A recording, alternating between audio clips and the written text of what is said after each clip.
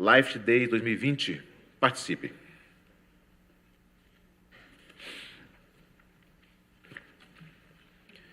E para moderar o painel de projetos sobre crédito, convidamos o senhor Antônio Marco Fonte Guimarães, do Banco Central do Brasil. Nós convidamos ainda Elber Laranja, da Antecipa Fácil. Convidamos também Lucas Batu e Natália Braulio dos Santos, da Antecipação com Transparência. Convidamos Valdemar de Figueiredo Lima Neto, da UIP. Convidamos também Guilherme Uezima, da P2P. E Ana Baraldi e Mário Perino, da Provir.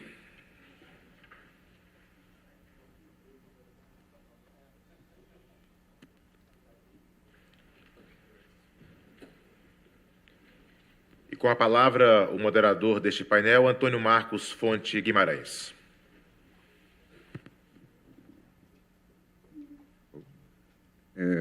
Boa tarde a todos. Primeiramente, é uma honra participar como moderador desse painel de projetos tão desafiadores e inovadores.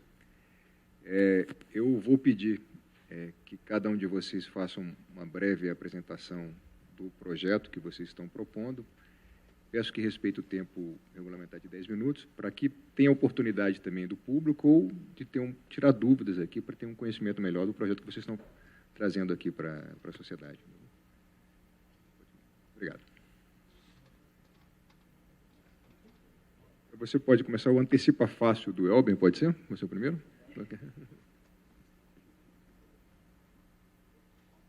Boa tarde a todos. Meu nome é Elber Laranja, estou aqui para apresentar a nossa fintech, a Antecipa Fácil.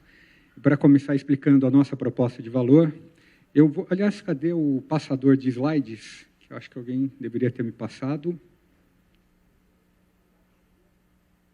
Muito obrigado. Eu vou começar citando como exemplo o caso típico dos nossos usuários, de quase a totalidade dos nossos usuários lá na plataforma Antecipa Fácil, que são pequenas e médias empresas que têm como fornecedores as grandes empresas.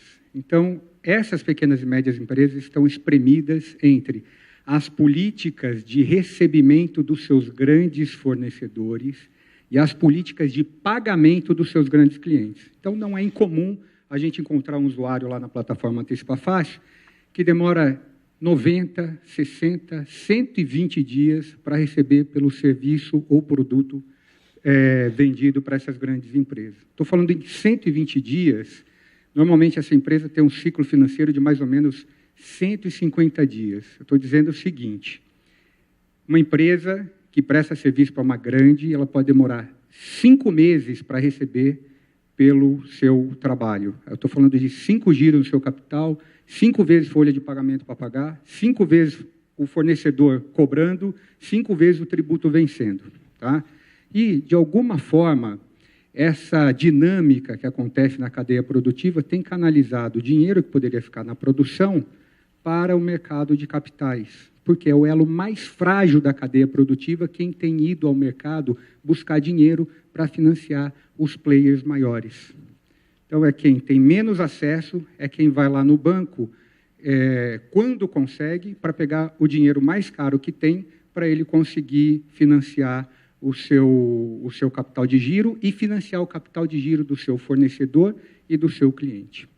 Então, para ajudar a resolver esse problema, nós criamos o Antecipa Fácil, que é um leilão digital de nota fiscal. Lá na plataforma, o empresário que vende a prazo, ele apresenta a sua nota fiscal e a Antecipa Fácil faz um processo de análise, validação e classificação do risco dessa nota e apresenta numa espécie de uma vitrine virtual. Do outro lado, nós temos uma comunidade de financiadores que dão lance por essa nota fiscal. É um leilão reverso de taxa. Compra a nota fiscal e ganha o direito de creditar a conta dessa pequena empresa aquele agente financeiro que oferecer o menor deságio, a menor taxa. Quem conhece aqui o mercado tradicional da antecipação de recebível sabe que normalmente é necessário o envio de um boleto bancário contra o pagador. E mesmo contrariando o Estatuto da Micro e Pequena Empresa e a recente lei de 2018, a 13775 da duplicata escritural, grandes empresas têm como prática vedar a antecipação dos seus pagáveis para os seus pequenos clientes. Então, eles não permitem lá no pedido de compra que eles façam antecipação dos direitos creditórios, pagáveis gerados por aquela transação. E a Antecipa Fácil resolve esse problema. Nós criamos o que nós chamamos de conta consignada, nós nos posicionamos numa conta criada numa instituição de pagamento, que acessa o Sistema Brasileiro de Pagamentos. Nós nos posicionamos como gestor interveniente de uma conta que está no nome do cedente ou do tomador do crédito. Então, resumidamente, a operação fica assim.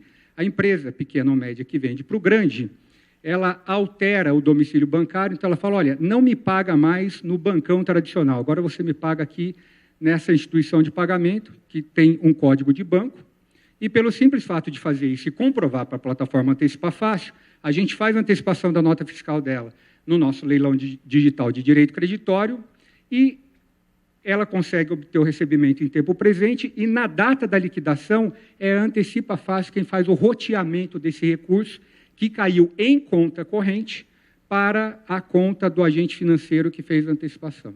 Tá? Então, a gente faz o split desse recurso que caiu ali.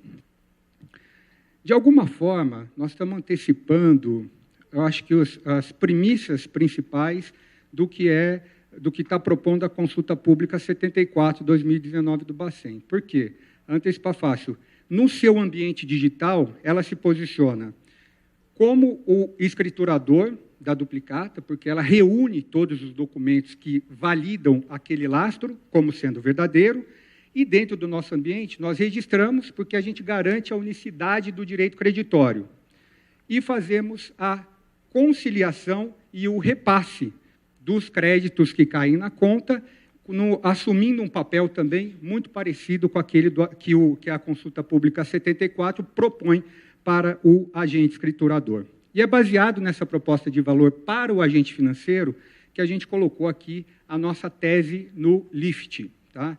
Existe uma entidade nova, que é a Empresa Simples de Crédito, que está chegando, o Ministério da Economia prevê que vai chegar cerca de 20 bilhões de reais de capital novo para fomentar pequenas e médias empresas, vindo por meio das empresas simples de crédito. Só que as empresas simples de crédito chegam sem saber fazer duas coisas vitais para o mundo do crédito, que é fazer a captação do papel e fazer a análise do risco da operação. Então, o risco desse pequeno empreendedor de crédito, que está tirando o seu dinheiro, o seu capital lá da aplicação tradicional, e está entrando no mundo de fomentar pequenas e médias empresas, que é um mundo que o próprio banco, que são as melhores entidades, né, que é a melhor entidade para analisar crédito, fica de fora, existe um risco muito grande de ser uma porta de entrada para a fraude e haver um desvirtuamento do propósito da empresa simples de crédito, que é, de fato, colocar dinheiro para fomentar pequenos negócios. E a Antecipa Fácil, ou alguma outra entidade que se propõe a resolver as dores que nós estamos se propondo, é uma ferramenta indispensável para que essas empresas sobrevivam e para que a modalidade dessa nova entidade, a Empresa Simples de Crédito, prospere no nosso mercado. O que nós temos feito? Nós estamos pilotando o mercado. Já temos uma operação que acelerou um pouco mais de 80 milhões de reais de recebimentos para pequenas e médias empresas. Nós temos um modelo de negócio validado. Nós já conseguimos comprovar a nossa liga com o mercado. Nós temos um modelo de crédito que já é suficientemente bom para a nossa comunidade de financiadores. Hoje, cerca de 112 financiadores utilizam o nosso modelo de crédito para avaliar as ofertas que estão na plataforma Antecipa Fácil, e a gente já conseguiu o reconhecimento do mercado, inclusive pelo fato de estarmos aqui.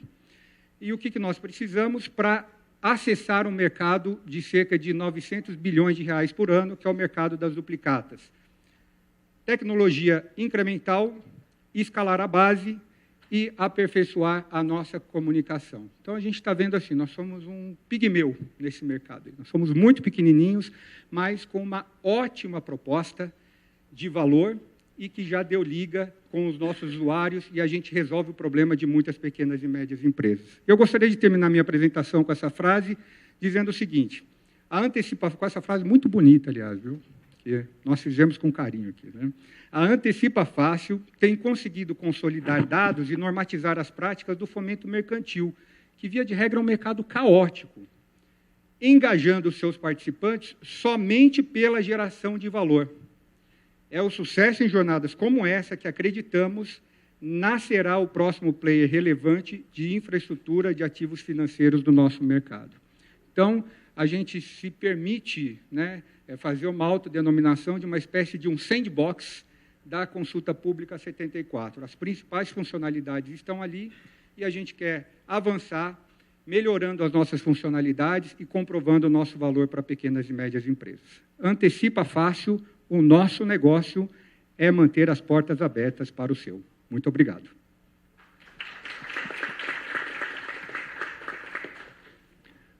Muito obrigado, Elber. Antecipa Fácil, muito interessante a sua apresentação. E achei interessante você já mencionar um marco legal bem recente, né, que é a 13775, a duplicata escritural, e a própria consulta pública 74. Né? Para fim de organização, eu vou propor que cada um apresente seu projeto e a gente deixa as perguntas ao final para evitar que alguém seja prejudicado. Né? Então, eu vou convidar agora a Natália, da Antecipação com Transparência. Novamente, um marco de 10 minutos, por favor. Vou chamar o Lucas Batu para me ajudar aqui na apresentação.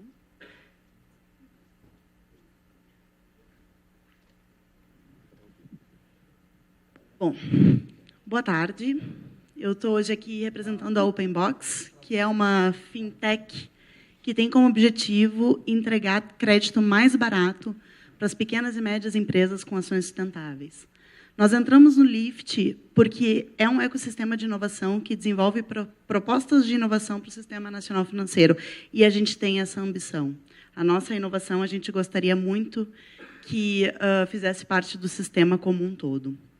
Bom, para começar, eu trouxe aqui um estudioso da inovação que se chama Roberto Verganti, ele é um italiano, e ele está com um viés de pesquisa muito interessante em que ele diz: em um mundo abarrotado de ideias, criar soluções é muito fácil, mas criar e validar uma nova e poderosa direção é muito mais complicado.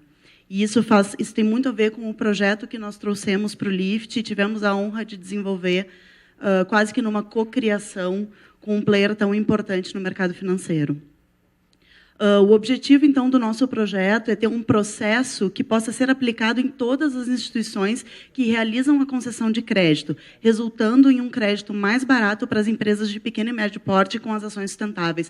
Por que não colocar na linha de análise de crédito, dentro de todas aquelas características que trabalhamos com crédito, a gente sabe que faz parte da análise, por que não colocar uma linha de ação sustentável?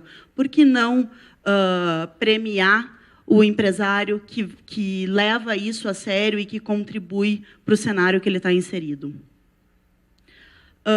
A inovação, então, não é sobre apenas a busca de soluções, ela é sobre a busca de um significado. E foi isso que nós fizemos ao longo do programa. Nós trouxemos uma ideia para apanhar do mercado financeiro e dos players, e ela resistiu. E a gente está muito orgulhoso disso. Por que, então, o Lift Lab? Escolhemos desenvolver o nosso projeto no Lift Lab para saber como um importante stakeholder do sistema financeiro percebe esse tipo de inovação. Então, a gente veio em busca da cocriação, da troca, para efetivamente conseguir colocar no mercado o que é inovador.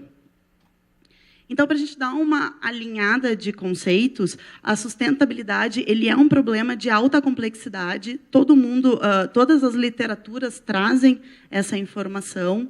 E a gente separou um pedacinho dela, que é a que faz a relação do desempenho financeiro das empresas com a sustentabilidade corporativa. E 132 artigos foram estudados, e a maioria deles, 78%, mostra que existe um comportamento positivo entre a sustentabilidade corporativa e a performance financeira. Então, esse tipo de pesquisa começa a dar base científica para o que a gente quer fazer. E, de novo, porque o Lift Lab, porque o mundo já está atento e atuando em questões que relacionam o sistema financeiro e a sustentabilidade. Queríamos acender essa ideia aqui no Banco Central. A parte de investimentos, vai ter o painel depois, já tem muita ação, já tem muita gente prestando atenção e atuando como negócio nessa questão da sustentabilidade, e a gente quer que o crédito também esteja atento e atuante nessa questão. A respeito da análise de crédito, esse material, eu gostaria de deixar claro que isso é o que a gente trabalha interno na OpenBox, isso não é uma premissa para todas as instituições de crédito, mas a gente segue esse processo, claro, né, de uma forma simplória, mas a gente pega o cadastro desse cedente, a gente analisa se esse é um cadastro fraudulento ou não, e ele tem 3 outputs. Ele pode ser inapto, é uma fraude, a gente tira ela do sistema, ele é apto a operar ou ele é apto a operar com sustentabilidade. O que a gente quer dizer com isso? A gente não exclui ninguém de ter crédito se não tem ação sustentável, mas quem tem um valor melhor para operar. Essa é a ideia. E aí depois a gente avalia a capacidade de pagamento, enfim, a gente analisa as hipóteses não cogitadas com a predição, com a descrição da inteligência artificial, enfim. Mas o que nós trouxemos para esse projeto são as questões realmente da sustentabilidade. E qual o impacto? O que a gente usou o LIFT para fazer? A gente usou esse laboratório para tentar encontrar modelos matemáticos, modelos de predição que consigam nos dizer com mais certeza de que isso é viável e traz resultado financeiro para todas as partes envolvidas, porque a gente tem uma tendência a confundir as questões de sustentabilidade com organizações sem fins lucrativos, com, enfim, toda aquela outra parte que é uma consequência interessante, mas a gente queria provar e queria começar a trazer isso para o assunto de que é viável e é lucrativo, sim, ser sustentável e dar crédito mais barato para quem pensa nisso e quem age em relação a isso.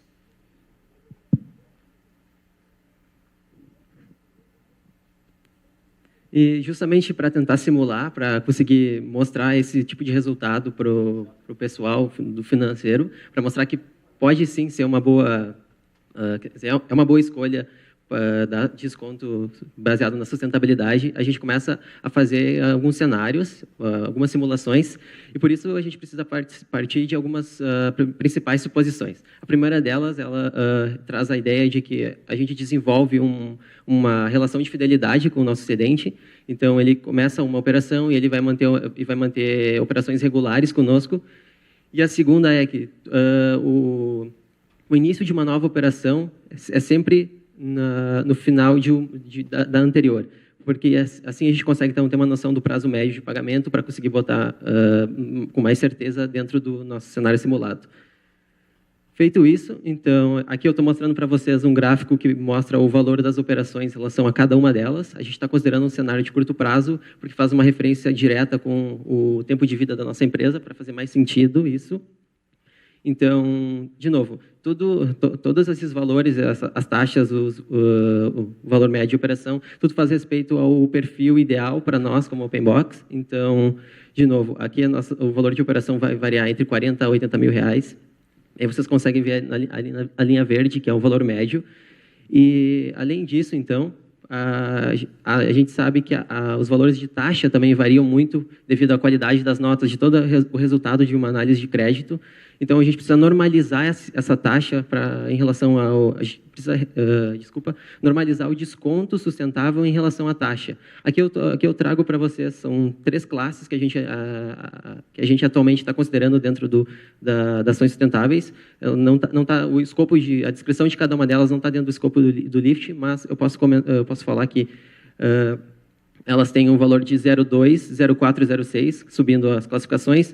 E para a gente conseguir dar esse deságio, esse desconto no deságio de forma efetiva, então a gente precisa normalizar em relação a uma taxa ótima de operação para a nossa empresa, porque, de novo, a gente está querendo validar que esse modelo de negócios, dando desconto em relação a taxas de ações sustentáveis, é sim válido, então ainda vai ter margem vai conseguir dar lucro para a empresa e tudo mais.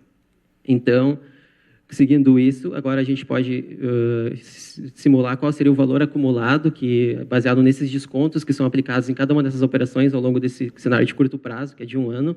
Então, a gente consegue ver nesse gráfico, são 4 curvas, na verdade, mas as mais importantes são as 3 que aparentam um crescimento, que elas mostram o valor acumulado ao longo de todo o período. Então, chega no último dia do ano, os clientes, os nossos cedentes, eles vão ter acumulado um valor de, por exemplo, se eles estão aptos dentro da categoria 1, um valor de aproximadamente R$1.000, dentro da categoria 2, quase R$2.000, e na terceira categoria, em torno de R$3.000.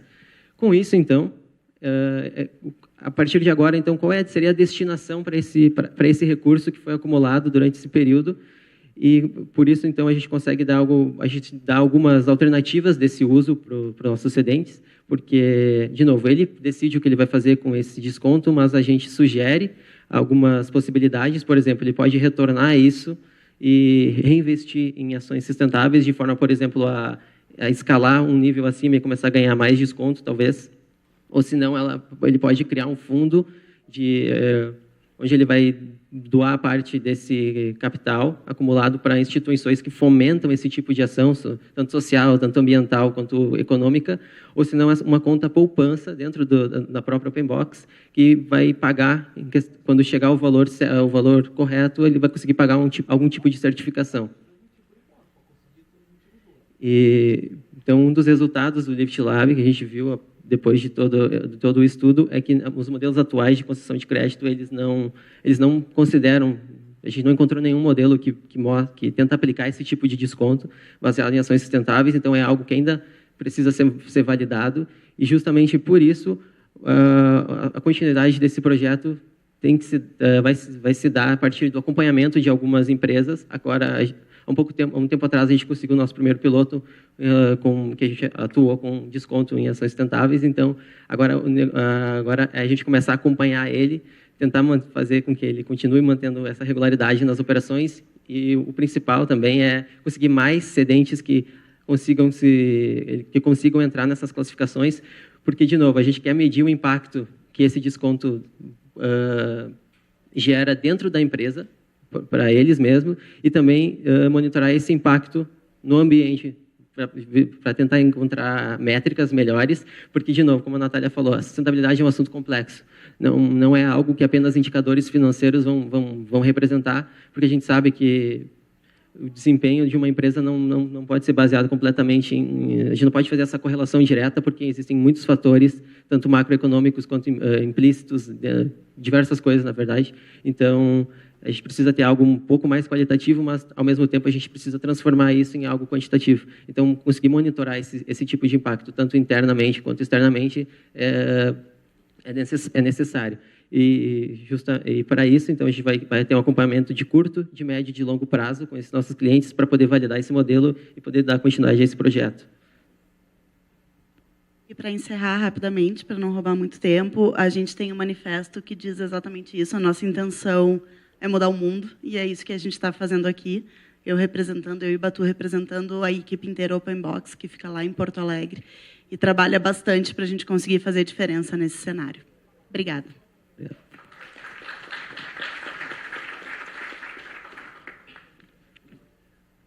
Obrigado, Natália e o Lucas. O projeto é bem interessante, ele até me lembra uma iniciativa regulatória que foi tomada pelo Banco Central em 2014, que é a Política de Responsabilidade Socioambiental. Vou passar a palavra para um projeto na área educacional, que é a Provi, da Ana Baraldi.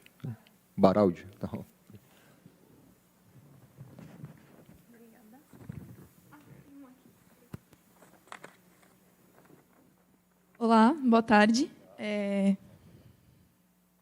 Opa! Spoiler. Eu sou a Ana, eu sou Head de Inovação da Provi. A Provi é uma fintech de financiamento educacional. E eu vim contar um pouquinho para vocês como foram os últimos meses com o Lift. Para começar, eu vou deixar o Mário, que está ali na plateia, e é o fundador da Provi. Eu vou passar o vídeo que a gente mandou para o Lift como inscrição para o projeto, para fazer um antes e depois. Então, vou deixar ele falar. Boa tarde, aqui é o Mário da Provi. Estou aqui com a Kelly e com o Luciano. A Provi é uma fintech de crédito. A gente tem o objetivo de acreditar em pessoas. Então, a gente acredita que o crédito no Brasil está sendo feito olhando muito para o passado e para o histórico das pessoas, e que uma pessoa que não tenha necessariamente um histórico, uma vida longa financeira, para conseguir captar recursos e alavancar sua vida, sua carreira, ela acaba pagando muito caro hoje. Nosso objetivo é quebrar esse ciclo da necessidade de um histórico financeiro e de um histórico de crédito, para que os brasileiros tenham acesso a um crédito justo. E a gente quer fazer isso avaliando muito mais o potencial das pessoas, a jornada delas e onde elas querem chegar, do que necessariamente o histórico delas, o CPF e apenas o passado. Então, naquela época, alguns meses atrás, a gente tinha 4 pessoas no time, eu nem estava na Provia ainda, eram os 3 fundadores e a Kelly, que apareceu no vídeo. A gente tinha uma carteira de R$300 mil de CDC e a gente atuava com escolas de Data Science e Programação. E agora eu vou deixar o Mário contar de novo como que a gente está hoje. Fala, pessoal do Lift. Mário da Provia aqui de novo. Agora a gente está no nosso novo escritório, com um pouco mais de 30 pessoas, mais de 18 milhões de reais financiados e alguns novos produtos. Então, além do nosso CDC de financiamento, agora a gente também está fazendo Income Share Agreements e algumas outras formas de educação. É isso aí. Valeu. Hoje a gente está com uma carteira de 18 milhões de crédito concedido voltados para a educação, com 34 pessoas no time. E o que me chama muita atenção, quando eu vi a primeira vez o vídeo, quando eu estava montando a apresentação, o primeiro de inscrição para o Lift, e a Provia hoje, eu consigo ver que a nossa essência se manteve. Apesar do crescimento, o que a gente faz de dar crédito, olhando para o potencial transformador do curso que a pessoa está fazendo na vida dela, isso continua valendo desde o D1 até hoje, e eu tenho certeza que vai continuar por bastante tempo. Para trazer um pouco de contexto, do panorama do Brasil, então, hoje a gente tem um problema nas empresas, que 2% delas colocam que tem falta de profissional qualificado e, ao mesmo tempo, a gente tem mais de 13 milhões de pessoas desempregadas que não conseguem entrar no mercado de trabalho. Quando a gente vê um gap desse, de empresas tentando contratar 100 profissionais e pessoas que não conseguem entrar no mercado de trabalho, aponta que tem alguma coisa que precisa ser mudada, provavelmente na qualificação dessas pessoas. Além disso, quando eu olho para o cenário da escola, hoje 20% das vendas, quando um aluno já decidiu que ele quer fazer um curso, ele desiste no checkout por falta de opções de pagamento que façam sentido para a realidade dele. Mais ainda, mais um ponto é de que está no top 3 de evasão da educação hoje a falta de capacidade e autonomia financeira dessas pessoas. Então, olhando todo esse contexto do mercado de trabalho, do mercado das escolas e das pessoas que não conseguem ingressar por falta de qualificação, a gente entende que mexer no acesso da educação, ter produtos financeiros que levam isso em conta, faz total sentido. Hoje, quando a gente olha para o panorama de financiamento estudantil tradicional no Brasil, a gente vê que ele é muito voltado para a graduação, que são cursos mais longos e aí, às vezes, mais caros, então, levam mais tempo, nem sempre é a qualificação que o mercado de trabalho está pedindo, e o aluno, quando ele entra num financiamento de graduação, ele vai dever esse valor independente se aquela graduação conseguiu mudar a vida dele ou não. Com base nisso, esses modelos não resolvem todo o problema de mão de obra qualificada que as empresas não encontram e o próprio acesso à educação das pessoas. Então, uma das alternativas que vem crescendo muito no Brasil e no mundo são os cursos livres ou cursos profissionalizantes. Para quem está mais dentro do mercado de tecnologia, imagino todas as fintechs que passaram por aqui, os bootcamps de programação, que são cursos mais intensos, mais curtos, e que são muito focados no mercado de trabalho. Muitos deles são voltados para a área de tecnologia, e eles vão conseguir preencher muitas das vagas que a graduação hoje não preenche no Brasil. Mas percebam que a existência desses cursos livres não resolve o problema de acesso. Então, ainda são cursos caros, que ficam por volta de, a partir de R$10 mil, chegando até 20, 25 mil reais, e que ainda foge da realidade de grande parte da população brasileira. E é aqui que a gente se juntou com o Lift para trabalhar em cima de uma solução para fomentar o acesso a esse tipo de curso. É um modelo que já existe lá fora, ele é conhecido como Income Share Agreement, mas a gente só chama de ISA, para ficar mais fácil para todo mundo conseguir falar sobre ele. E ele é um formato de acesso à educação, em que o aluno ele vai pagar um percentual da renda dele quando ele atingir um salário mínimo. Como é um modelo novo, eu vou passar pelos 4 pontos que determinam um contrato de ISA. Então, ele tem um valor total máximo que o aluno pode vir a pagar, um percentual de compartilhamento da renda, uma renda mínima, tempo máximo. Vou dar 2 exemplos só para ficar mais claro. Eu posso chegar numa pessoa que fez o curso, passou pelo tempo máximo de contrato dela e nunca conseguiu o salário que era a renda mínima dela. Isso significa que ela não deve nada pelo curso que ela cursou. Então, e não que ela ficou inadimplente, ela simplesmente não atingiu os critérios do contrato. Na outra ponta, eu posso ter uma pessoa que, no primeiro mês de trabalho depois do curso, conseguiu um emprego que o percentual de compartilhamento de renda dela é igual ao valor máximo do contrato. Nesse caso, essa pessoa pagou tudo em um mês. Obviamente, são dois casos extremos, a gente vai trabalhar em todo o espectro entre quem paga tudo no primeiro mês e quem não paga nada.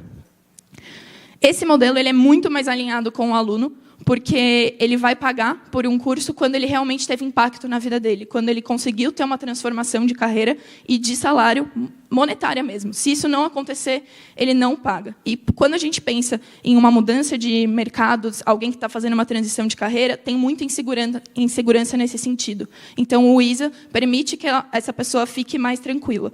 O ISA no mundo, não foi a gente que criou essa metodologia, ele já existe lá fora.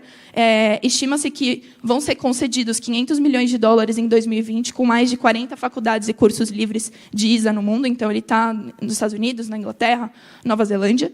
E quais são os desafios do ISA no Brasil que a gente trabalhou em conjunto com o LIFT? Então, a primeira coisa que vocês devem até estar se perguntando é como que a Provi vai ver qual que é a renda desse aluno. Então, a Conferência da Renda de Estudantil é um desafio que, com o Open Banking, que já foi falado bastante hoje, facilita bastante. O segundo ponto é uma implementação de um processo seletivo baseado em Behavioral Science. Eu não posso olhar só para o crédito dessa pessoa, eu tenho que entender o comportamento dela e quem ela vai ser, ou como ela já é hoje. É uma criação de senso de reciprocidade pelos alunos que foram financiados pelo ISA, porque é muito importante que a pessoa que recebeu esse acesso, ela sinta que, se ela não pagar ou ela não reportar a renda adequadamente, outra pessoa não vai ter mais essa oportunidade. Então, é um desafio criar esse senso de reciprocidade. Um outro ponto é direcionar o interesse de parcela da população para cursos de tecnologia, que não é algo tão trivial. E o último ponto é o próprio instrumento jurídico do ISA, que foi o que a gente mais trabalhou com o LIFT, e a gente desenvolveu em conjunto 2 contratos, um acordo entre partes, em que ele não figura como um contrato financeiro, e nesse a gente parte do princípio que a pessoa não está empregada, a não nos conte o contrário. E o segundo instrumento que foi desenvolvido foi um instrumento financeiro, via CCB, em que a gente parte do princípio que a pessoa está empregada, a não ser que ela nos conte que não está empregada, e com isso a gente posterga o pagamento. Em ambos os casos, a gente precisa ter um sistema de declaração de renda e de conferência dessa renda, que a gente vai usar desde sistemas de FGTS, rede social, LinkedIn e, futuramente, o Open Banking. A gente desenvolveu tudo isso no ano passado, e a gente começou a operar com ISA no começo desse ano, e a gente já está com 9 escolas de programação, data science e produto. Essas são as escolas que a gente tem parceria. 4 escolas são escolas internacionais, e eu coloco como destaque o programa da Correlation One, junto com o SoftBank, que começou semana passada em São Paulo, as aulas que a gente fez, o ISA deles no Brasil. E já são mais de 300 alunos e 5,5 milhões de reais em Income Share Agreement no Brasil, que a gente cedeu para as 9 escolas que eu mostrei. Os próximos passos, a gente é um pouco ambicioso, mas eu tenho certeza que a gente vai chegar lá.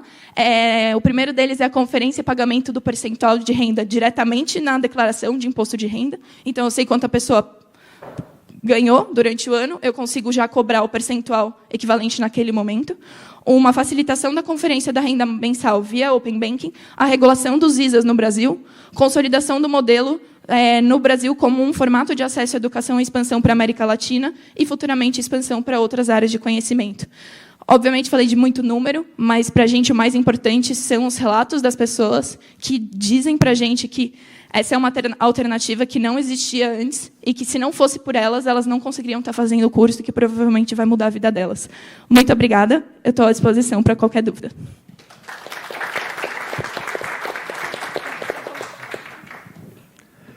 Bom, obrigado, Ana, e o Mário, que participou indiretamente. Iniciativas que fomentam a educação no Brasil são sempre muito bem-vindas, obviamente.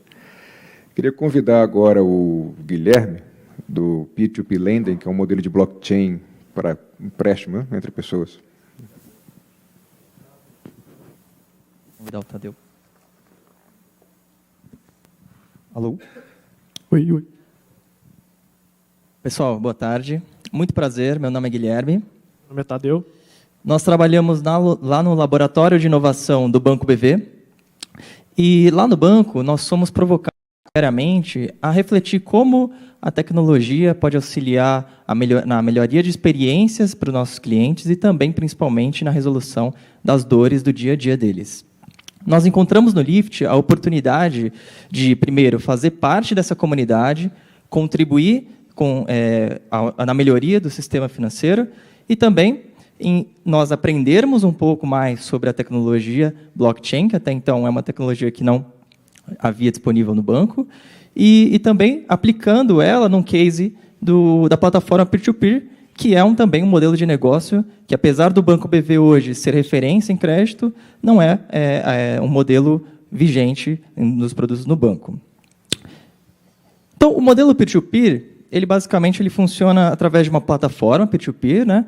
Em linhas gerais, nós temos o investidor e as pessoas interessadas em uma nova linha de crédito fazendo uma solicitação na plataforma. Pode ser uma pessoa física, uma pessoa jurídica.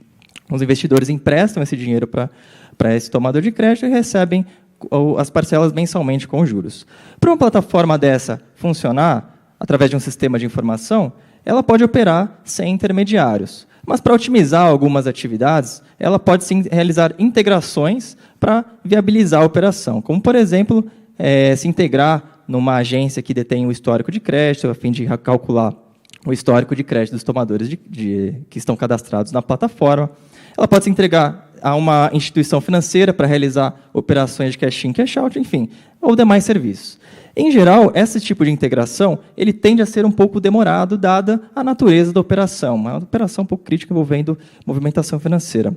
Então, a palavra-chave aqui é confiança, e o blockchain agrega muito valor nesse quesito. E, dado todo esse contexto, nós procuramos e estudamos ferramentas, frameworks e bibliotecas para achar a melhor solução aplicada ao modelo Peer-to-Peer Lending. Uma solução que a gente achou que foi bem interessante é a solução do Hyperledger Fabric. Ela é uma solução da Linux Foundation, que nada mais é que um consórcio de empresas que visam criar padrões, boas práticas e técnicas e ferramentas para o desenvolvimento de soluções aplicadas à blockchain. Então, falando um pouco de Hyperledger Fabric, o que ela é? Ela é uma rede privada e permissionada, em contraste aqui com redes públicas, por exemplo, Bitcoin e Ethereum. Os dados armazenados nessa rede podem ter múltiplos formatos. O formato que foi optado por nós durante o desenvolvimento foi o formato em string dos dados das transações. Os smart contracts, no contexto Hyperledger Fabric, são chamados de chain code. Então, tem apenas essa diferença. E essas chain codes nada mais são do que regras de negócio aplicadas no código. E podem ser escritas em diferentes formatos.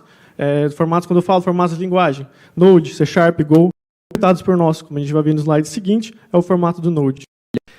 E, por fim, a gente tem a habilidade, que é um quesito bem interessante da Hyperledger Fabric, que é a criação de channels, que nada mais são do que criar canais de comunicação entre diferentes peers. Eu posso criar um canal de comunicação meu e do Guilherme, meu e de qualquer pessoa que esteja na rede como um peer. Um fato bem interessante, entrando um pouco mais técnico, vou passar bem rápido aqui, é como isso funciona, como uma solicitação de uma transação funciona na rede blockchain, e uma característica que é interessante na Hyperledger Fabric, que foi um dos pontos que levou a gente a optar por ela. Na Hyperledger Fabric, a gente tem nosso back-end em Node ali, comunicando com a blockchain através de um SDK. E esse SDK vai pegar essa proposta de transação e transmitir a todos aqueles peers cujo perfil for um perfil de endorser. Tá, mas o que é o perfil de endorser? O perfil de endorser nada mais é do que aquele perfil que vai pegar a proposta de transação, pré-validá-la ou sanitizá-la. Ou seja, tem um conjunto de transações que podem ser fraudulentas ou que não estejam completas. Esse peer de endorser vai pegar essa transação e vai jogar fora. Ainda aí, após pegar essa proposta de transação e ser retornada para o SDK, esse SDK vai mandar para um sistema de fila chamado Ordering Service no contexto Hyperledger Fabric. Esse cara nada mais é do que um sistema de fila em FIFO, Kafka, para quem entende um pouco mais de técnico, que vai pegar essa proposta de transação e transmitir para os peers cujo perfil for o perfil committer. O que esse perfil committer vai fazer? Vai pegar a transação, vai realizar uma outra validação para garantir que está tudo certo, e após que está tudo certo, vai commitar aquela transação nos seus peers e nas suas ledgers respectivas. Tá, mas e o benefício disso, o que é? Basicamente, como a gente tem o endorser na frente do committer, a gente garante uma escalabilidade no sentido de eliminar todas aquelas transações que não são válidas logo de início, garantindo, assim, uma performance maior no processamento de transações. Bom, aplicando o Hyperledger Fabric no modelo de peer-to-peer, que foi o nosso protótipo, né, nós temos a instituição financeira, a agência que detém histórico de crédito e a plataforma peer-to-peer, todas conectadas nessa rede Hyperledger Fabric, compondo um channel, onde cada uma delas precisa ter um Certificate Authority para fazer parte e transacionar nessa operação, e a própria rede consegue garantir ali as suas políticas de governança e políticas de segurança própria também, garantindo questões como double spending ou problemas de interferência externa em uma determinada transação. O fluxo de contratação e aceite do nosso protótipo é composto, né, por uma plataforma peer-to-peer, onde o tomador de crédito realiza uma proposta de crédito nessa plataforma, é gerado automaticamente um chain code, ou seja, o smart contract, onde nós podemos automatizar algumas atividades, como já consultar serviços para obter o histórico de crédito. Em seguida, essa proposta é disponibilizada na plataforma. O investidor, ao assumir o risco e realizar o empréstimo, é formalizado essa assinatura digital no chain code, onde nós automatizamos também a movimentação financeira da conta digital do investidor ao tomador de crédito e também repassando mensalmente os pagamentos mensais acrescidos dos juros da operação. Agora o Tadeu vai demonstrar um pouco como ficou visualmente o nosso protótipo. Esse protótipo aqui é o protótipo do tomador de crédito, a qual ele vai entrar na plataforma, vai realizar uma pequena simulação no valor que ele deseja pegar como empréstimo nosso. Esse valor vai também ser colocado nas parcelas que ele deseja pagar aquele valor. Se fizer sentido para ele, ele vai colocar seus dados pessoais, como nome, e-mail, CPF, telefone. Esses dados pessoais vão ficar do nosso lado, armazenados na blockchain, e vai servir de salvaguarda tanto para nós, quanto para o pessoal que vai investir. Após isso, ele vai conseguir logar na plataforma, no nosso aplicativo, ver o ciclo de vida da sua solicitação de crédito e submeter alguns documentos como salvaguarda também da nossa aplicação para ser integrados aí no contrato da blockchain.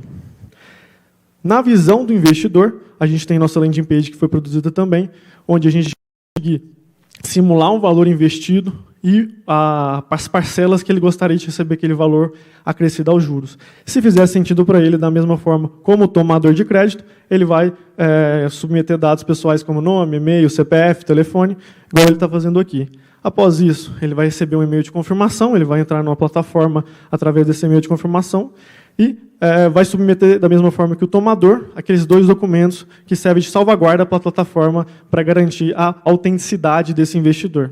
Além disso, como a gente fez aquela solicitação de empréstimo, aqui, por exemplo, a gente consegue ver, ele lá no Investir, vai ter uma listagem de todos os empréstimos disponíveis, ele vai selecionar o que fizer mais sentido para ele e for compatível com sua habilidade de aceitar um risco. O time que inicialmente desenvolveu isso foi o Luiz, Marcelo e Christian. Posteriormente, eu, Tadeu e Guilherme, tocamos isso lá no lab do Banco BV. Além disso, nós contamos com o apoio da IBM, através do Carlos Risk e do Carlos Buzetto, que, além do conhecimento passado para que possamos desenvolver o protótipo na plataforma Hyperledger Fabric, também contribuíram com uma licença de acesso na plataforma, bem como uma esteira de desenvolvimento lá no IBM Cloud. O que nós aprendemos participando do LIFT, desenvolvendo esse protótipo, né, é que a plataforma blockchain, a tecnologia blockchain, hoje já conta com diversas ferramentas, né, que facilitam o desenvolvimento. Então, na visão do desenvolvedor, hoje em dia está muito mais fácil de você aprender, de fato, como a tecnologia funciona. As plataformas de blockchain em geral, não só como o Hyperledger Fabric, como as demais, também contam com uma documentação, em geral, bem detalhada, o que facilita bastante a primeira interação com a tecnologia. E a tecnologia em si permite você escalar parcerias, né, os seus parceiros, para que eles façam parte da mesma rede e contribuam cada um com a sua expertise.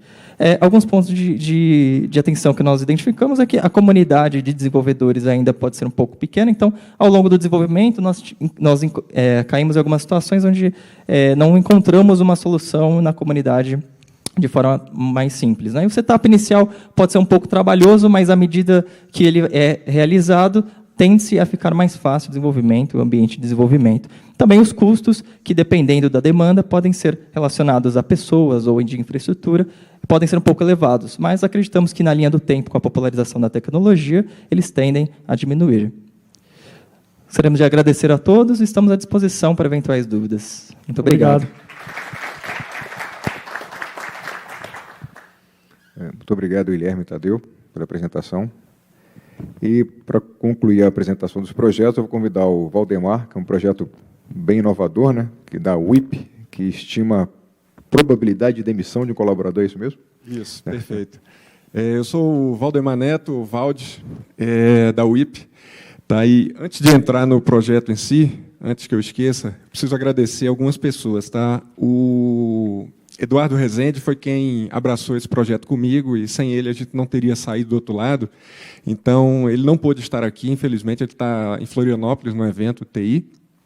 E, Edu, sem você isso não seria possível. Obrigado, parceiro. Também queria agradecer o João Vitor, que está ali, meu parceirão, braço direito e esquerdo, e o Pablo. Sem eles também a gente não teria esse produto pronto. Bom, feito esses agradecimentos, vão ter mais no final, tá? Vamos falar do projeto preditivo de demissão. Bom, a WIP é uma empresa que foca em crédito consignado e contas digitais, mas o coração da WIP, crédito consignado, privado, para empresas privadas. Só que esse crédito ele tem um problema. Os bancos tradicionais, já no passado, né, tiveram inadimplência muito alta e disseram, olha, esse negócio não é legal, não é bom esse produto. A gente pegou isso aí e falou, tá, de fato, ele tem risco. Quais são os riscos do crédito? Né?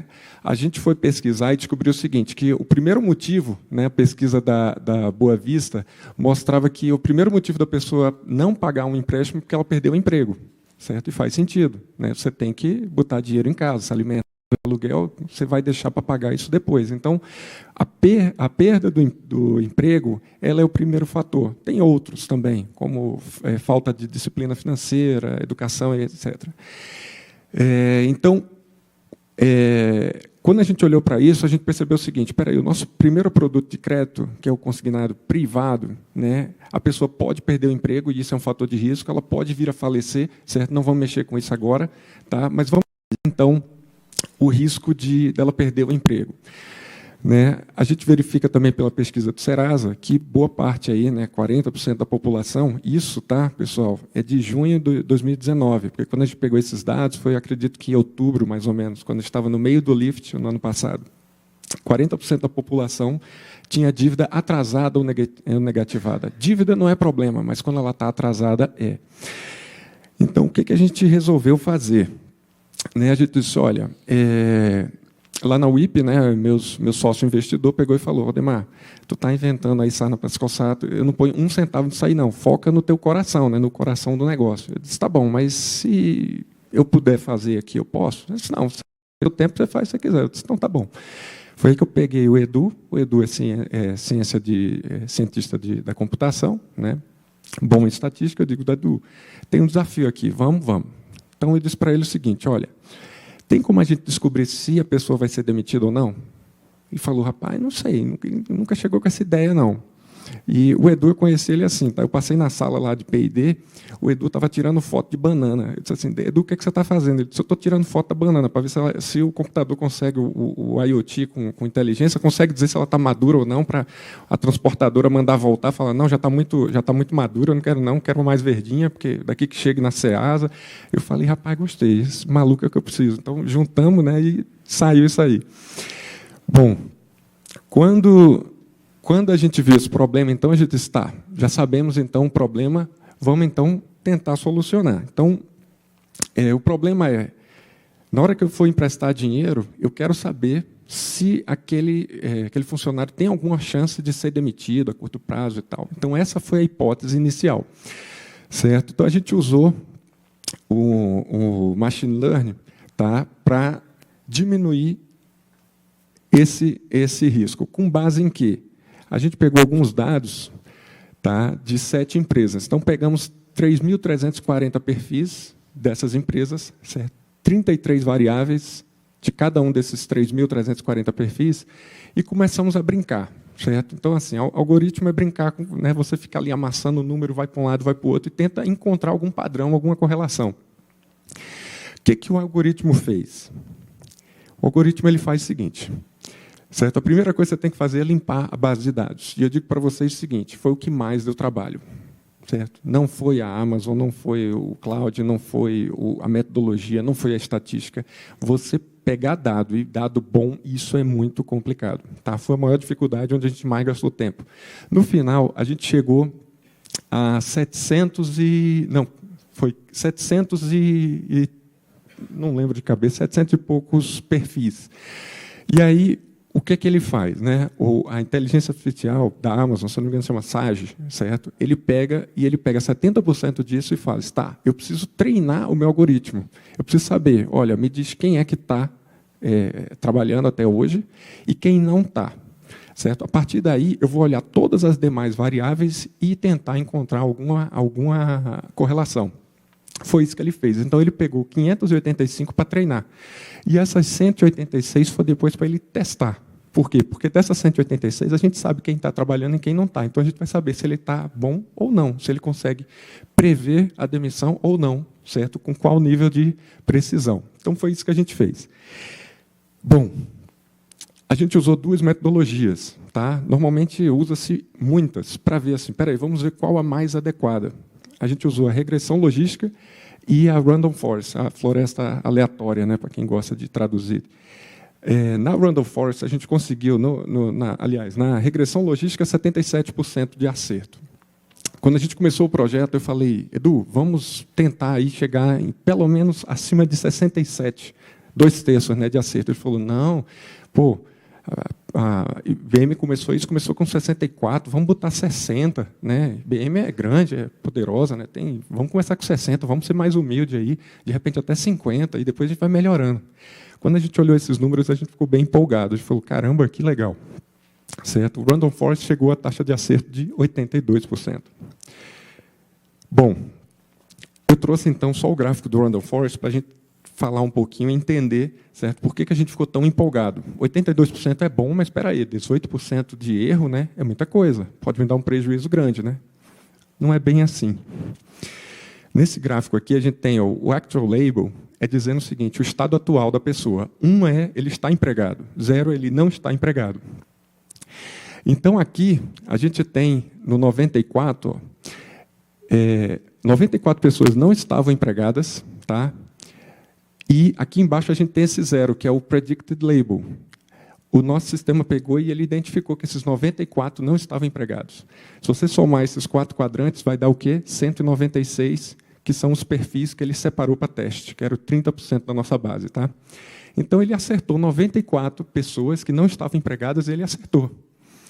E aqui no amarelo, né, a gente tem também, tem um ali, né, então o actual label ele está trabalhando e a gente acertou, o nosso algoritmo acertou, né, no Random Forest, que eles estavam trabalhando. Então, o erro está no vermelho e no laranja. Só que tem um detalhe.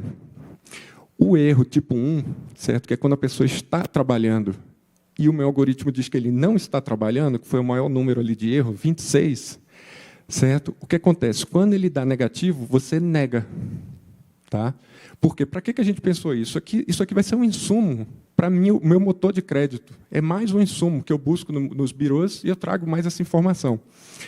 Então, se eu errei isso aqui, certo? E eu estou na dúvida, provavelmente eu vou negar. Então, o erro tipo 1 ele não me causa prejuízo.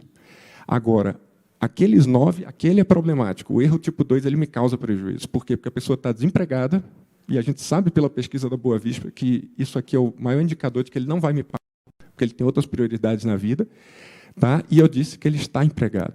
Então, esse erro é que me causa prejuízo. Então, quando eu falo 82%, certo? Eu estou falando da 94 com 67, mas, na verdade, eu posso incluir esse 26 também. E aí, 9 sobre 196 vai dar 4, alguma coisa por cento. Opa, aí o meu erro já é bem pequeno. Então, se a gente já conseguiu, tá, pessoal, num primeiro momento, esse índice de acerto, tá, é isso que nos dá uma esperança, certo? E nos deixou muito contentes. Aplicações disso. Quem é que se interessa por isso? Quando a gente começou, certo? A WIP pensou nisso, não é core. A gente queria ser cliente disso. Eu queria que alguém fizesse isso para eu ser cliente, para eu comprar isso. Tá? Daí que surgiu esse projeto. Então, a gente queria, para vender isso para bancos financeiros, né, SCDs, SPs, enfim, né, qualquer pessoa que fosse trabalhar com crédito, varejistas. Só que a gente descobriu o seguinte, a gente estava trabalhando com 7 empresas e todo mundo do RH ficou doido. Você pode me disponibilizar isso para eu saber se meu funcionário vai sair ou não? A gente começou a olhar para uma aplicação que a gente não tinha noção no início. Foi isso que foi muito legal no Lift que a gente descobriu. Né? O RH ficou doido, falando assim, eu quero saber se a pessoa de repente sai, se eu manter, né, todos os demais variáveis, né, se ele vai sair ou não. E tem aqui, a gente só tem pouco tempo, né, a gente focou só na pesquisa, mas tem muita coisa interessante, distância do trabalho, tempo da última promoção, tem muita coisa que a gente pode trabalhar estrategicamente em RH. E a gente viu isso também, que o DP, o RH da empresa, ele também se interessa. Tá? Bom, a conclusão, então, foi o seguinte, a gente ficou muito feliz com isso, tá? Com esse algoritmo, com esse resultado. O modelo ele pode melhorar muito mais, certo? A gente já chegou a um resultado muito bom, mas ele pode melhorar como? Melhores dados, certo? Dados contínuos, a gente pegou isso em Excel, Stank, deu um trabalho danado, ou seja, isso não é recorrente.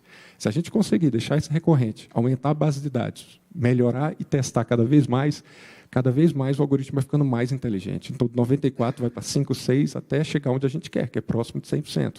Tá? 100% a gente nunca vai atingir. Tá? Então, deixo aqui, e a última frase é importante. Como eu disse, isso não é core da WIP. Então, o que a gente busca aqui? Certo? Divulgando.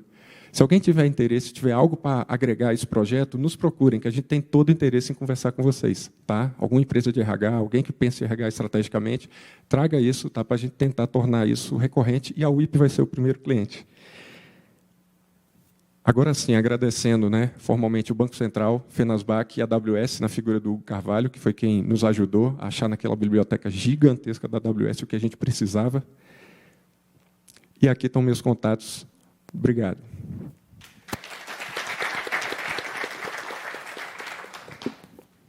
Bom, obrigado, Valdemar. Obrigado a todos novamente. Parabéns. São todos projetos realmente inovadores. Né? Eu vou aproveitar o tempo que ainda temos aqui para fazer algumas perguntas. Vou começar com perguntas de caráter mais geral, que envolvem todos, e depois eu passo para as perguntas que vêm dos participantes. Tá? No caso, uma questão que é comum a todos os projetos que eu percebo é o uso de dados pessoais, dados sensíveis, né, em face da publicação da Lei 13.709, em 2018, que é a LGPD, Lei Geral de Dados, de Proteção de Dados. Essa questão se tornou um potencial de judicialização, obviamente. Então, no artigo 7º da lei, ela trata dos requisitos para tratamento de dados pessoais. Eu gostaria de ouvir de algum de vocês, como é que vocês estão se preparando para a mitigação do risco ou o tratamento desses dados de forma adequada?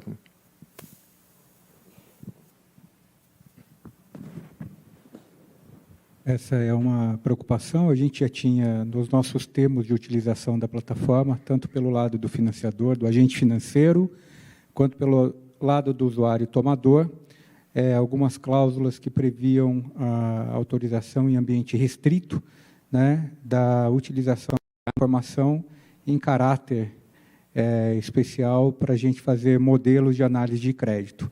Agora isso está sendo submetido novamente ao nosso jurídico para adequação às novas leis, mas eu acredito que no modelo que a gente tinha criado tem bem poucas adaptações que a gente tem que fazer para a gente ter a segurança necessária para se adequar a esse novo modelo. Tá? Eu vou pedir a opinião também do Valdemar, do VIP, que acho que esse ponto seria mais sensível no seu projeto? É verdade. Na WIP, na verdade, quando a gente olhou o primeiro prazo da LGPD, né, que ele foi postergado, a gente falou, acelera, porque depois vai ser bem difícil de fazer isso aí. Então, claro que a gente vai respeitar a LGPD a partir do momento que ela começar a vigorar, né, e a gente acha que a maior dificuldade nossa foi a obtenção de dados, então, assim, vai ser uma grande restrição, vai ser uma dificuldade, mas vamos ter que se adequar, vamos ter que explicar para as pessoas, olha isso, e vai diminuir, né, a quantidade de dados que a gente vai conseguir colher, mas vamos respeitar e trabalhar com o que a gente tiver. Bom, No nosso caso, né, lá do Banco BV, a gente participou mais do LIFT como uma proposta de aprendizado, de fato, da tecnologia e também do modelo de negócio, mas, claro que, à medida que, caso, eventualmente, isso se torne, de fato, um produto, a preocupação, com certeza, vai ser muito grande em relação a esse item, envolvendo demais áreas do jurídico e em geral, tudo mais. Bom, Open Box também está num caminho muito parecido com a Antecipa Fácil. A gente está com apoio jurídico, prestando atenção nessas questões, e a gente entende também que são poucas áreas que vão ter que ser adequadas às práticas que nós já temos hoje. Então, estamos no caminho. Já que todo mundo falou, vou falar também, né, gente? Com certeza, a gente também tem os termos de uso já prevendo essas coisas, mas também tem o apoio jurídico de bastante gente em tudo que a gente fez com o ISA e com o financiamento tradicional. Bom, a segunda pergunta que eu queria trazer para o debate seria mais voltada para vocês que trabalham com antecipação de recebíveis. Você mencionou a questão da Lei 13.775, da duplicata escritural, mas há outras iniciativas que também têm participação técnica do Banco Central, mas são iniciativas do Congresso, como a MP 897, que trata dos títulos do agro, e outros títulos, como a cédula de crédito, que, pelo que eu entendi, muitos de vocês estão usando, não ainda no modelo que vai ser regulamentado, obviamente, né? Como é que vocês lidam com a questão da antecipação de recebíveis, com a preocupação que há em todo esse marco legal, inclusive na consulta pública 74 da duplicata, de você garantir a unicidade do crédito que está sendo cedido? Se você garantir que aquilo que foi negociado não será renegociado indevidamente por um terceiro de boa ou má fé. A gente costuma dizer que no microcosmo do Antecipa Fácil, nós estamos dando um suporte de infraestrutura que o mercado ainda não tem. No ambiente digital da Antecipa Fácil, a unicidade da duplicata está garantida. Então, ninguém antecipa no nosso ambiente digital uma duplicata duas vezes.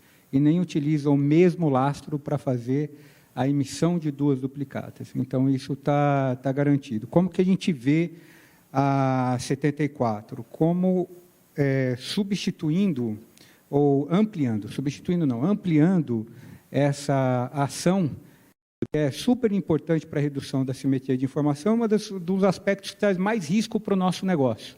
Então, todas as ações que reduzem a assimetria de informação e ampliem isso para fora do ambiente da plataforma são positivos para soluções de antecipação de recebíveis e outras de crédito. E aí me permite entrar só numa outra parte, ainda da 74, que eu vou aproveitar para fazer uma breve militância aqui, que é o seguinte: tem algum ponto ali na consulta pública que está dizendo que o sacado pagador ele tem que ter um portal único de consulta para saber para onde a duplicata, ou seja, o pagável dele foi cedido e se ele foi transacionado. E a gente considera que isso não é bom para o mercado, porque nós entendemos que a obrigação do sacado pagador é pagar e não escolher para quem pagar. E foi justamente a ciência do sacado pagador que inviabilizou o artigo 10 até agora, até o presente momento, que inviabilizou o artigo 10 da 3775, que garante a livre circulação do direito creditório, e o 73A do Estatuto da Micro e Pequena Empresa.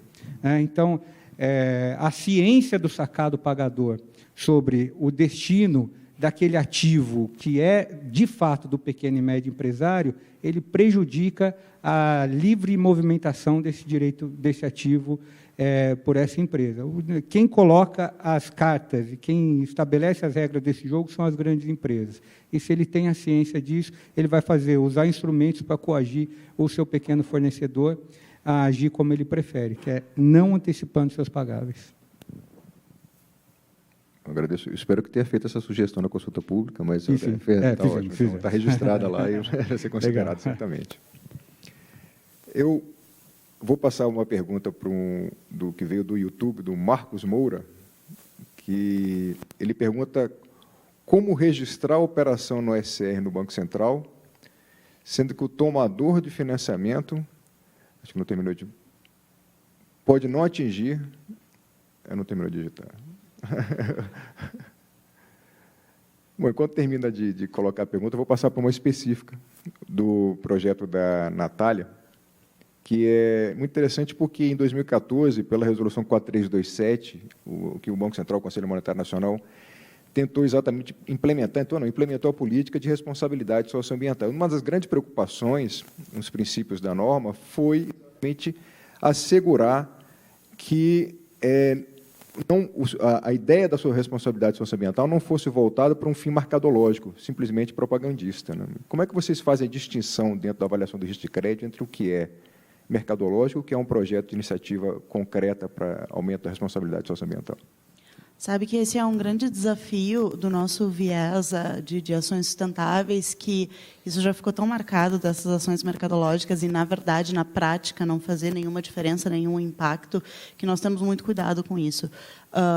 Nossa maior diretriz é colocar essa linha dentro da análise, dentro do algoritmo, dentro da linha geral de análise. Então, a partir do momento que isso começar a ser questionado e negado, fica muito mais difícil de desvincular essa questão de dentro da análise do que simplesmente um programa de bonificação, premiação à parte. Então, essa tem sido a nossa estratégia. A gente ainda é um MVP nessa questão, então nós fizemos apenas uma operação com um cedente com ações sustentáveis do Nordeste e tem funcionado bem, mas a gente tem alguns ajustes técnicos justamente para que a gente depois tenha a parte da transparência e a gente consiga prestar contas de quanto dinheiro foi economizado, quanto o cedente sustentável conseguiu retornar e retroalimentar o sistema da sustentabilidade. Obrigado. Nós ainda temos tempo ainda, porque o cronômetro estava zerado aqui. Bom, eu vou... O pessoal da organização? Não. Bom, eu agradeço a todos. As apresentações foram muito interessantes. Né? Parabenizo a todos pela característica empreendedora. Tá? E vou encerrar o painel agora. Obrigado.